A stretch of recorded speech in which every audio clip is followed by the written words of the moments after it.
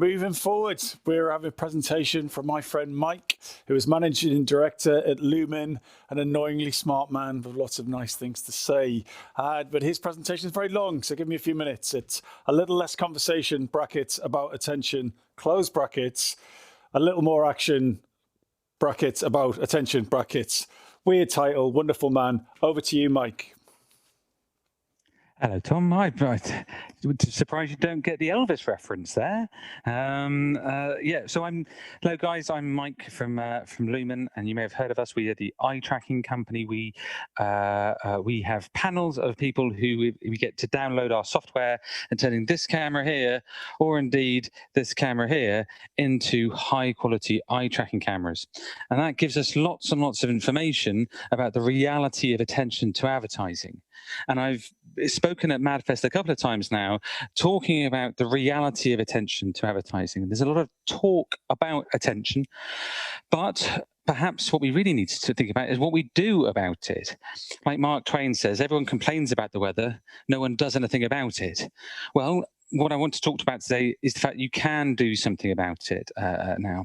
So, like I said before, Lumen, we collect lots and lots of data about attention, turn this data into probabilistic models that say, we think that all things being equal, people are more likely to look at ads in this location or in that location, on this website or on that website. We deploy those probabilistic models to try and help you guys understand the reality of attention. We work mainly on the buy side for people like Tesco and British Gas and Adidas. We also occasionally work on the sell side. So if you're a publisher, perhaps we might have some interesting insights for you there as well. But I'm going to do that sort of classic conference thing. I'm going to start with some bad news, and then I'm going to go to some good news. And the bad news, I'm sure you've been hearing about it again and again and again, but it is real, which is the first thing is that unless someone looks at your advertising won't work. So, I'm sure the radio centre would say something about that. But certainly when it comes to most ads, sort of visual communication, wildly important. Unless someone's looking, then they're not buying. And unseen is very definitely unsold. If you've heard me speak in the past, you'll also realize that loads of things that you could see still get ignored. Banner blindness across all media, and especially on mobile, in actual fact, is a real thing. Just because someone is telling you that your ad is viewable does not mean that it's viewed. And we know that both of these things, you've heard this from me in the past, but the impetus for why this is so important is because of the death of the cookie, which I think has been the topic of every third presentation today. But it really is happening. It is happening, and it is going to totally screw advertising. There's no way around this. The way in which we've been doing digital advertising is screwed. The way in which we've been following people around the internet and getting them to look at our stuff and retargeting, that is going away. So on to the good news then. What can we do about this? Well, if we can't do audience targeting, then the next and most important thing that we can do is contextual targeting. Making sure that we place our ads in the places that are most likely to get looked at and the most likely to get acted on. Context is suddenly has always been important, but suddenly much more important than ever before. And that's where the Lumen products come in, because we've been talking about attention is important, but now you can do something about it. We have a measurement tag, and we have a DSP plugin that allows you to actually go and buy attention. So firstly, this measurement tag, what does it do? It's a client-side tag. It's a piece of JavaScript, just like the IAS or Moat tags. You append it to your ads and your campaigns, and it reports back not just where the ads were shown, but also, crucially, how likely they are to get looked at. You can work out which sites, which formats, which days of the week, which locations on the page are actually driving the attention to your advertising. And it allows you to really get a really deep, granular understanding of what's driving your attention. But that allows you then to combine that with cost information.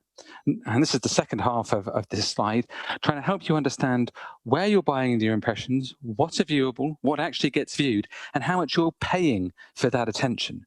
because some ads and some sites are much, much more efficient at driving cost-effective attention than others. But if you know what's happening in the past, even in the recent past, even yesterday, perhaps it's more interesting to work out what's happening tomorrow. And that's where our DSP plugin comes in. If you can make these predictions about what's likely to have happened with your campaigns, then you can also build in those predictions into a custom algorithm within DV360. And that's exactly what you've done. So you can actually buy attention rather than impressions. And the results are fantastic. Tons and tons of digital advertising is not incrementally useful. Loads of the sales that we claim to get from digital advertising, we would have got anyway. Using these DSP plugins, we can work out the incremental effects of advertising, about how attention leads new people to buy, or people who wouldn't have bought anyway, to buy your product. And so suddenly we go from talking about attention, having a conversation about attention, to being able to do something about it with this measurement tag and with this DSP plugin. And that is what I wanted to talk about today. Thanks, Mike. And yes, of course, I got the Elvis reference, but I'm not sure everyone did. You know, like we're old enough maybe to understand that. Anyway, from one bearded ginger man to another. So I always love your pitch. Always fascinated by what you guys do, and you're really good at telling me what people don't look at. You show the eye tracking slide. Look, no one looks at the Chanel banner. It's brilliant. But what do they look at? What are the overall trends, without giving away any specific company or client data? What are the things that you see on a regular basis that people do look at? Well, one of the things that you have to remember is that most advertising has more to learn from posters and the out-of-home industry than from TV and the cinema industry, and certainly an awful lot more than the DM agent industry. So anything that looks like a really simple, elegant poster is much likely to get noticed, and much likely to get noticed for longer. So keep it simple, keep it beautiful. People love people, and they hate text. So if you can cut out the words and build up the pictures, that's the way to do it. The other thing to remember is that ads can work really, really quickly over time. So remember about your distinctive brand assets. All that stuff from Byron Sharp, he's not talking nonsense. Keep it simple and keep it memorable, and that's the way to make a good ad. So everything you say sounds so persuasive, so brilliant. Okay, where do I sign? What kind of objections do you come up against? Why isn't everyone doing this? Why isn't Lumen the biggest ad tech platform in the universe? What are the things that what is the skepticism that you have to deal with, and how do you get around that? Well, it's all been chat so far. You know, it's lovely that we've been able to talk about these things, but it's only since we've launched this tag and this DSP plugin that you can do anything about it. So I've had to learn from our clients. Instead of just talking about it, I've had to be able to give them a tool to allow them to act on it. So I think it's simply been people haven't been able to do it until today, until now. Right. I'm sure you can find Mike's email address online.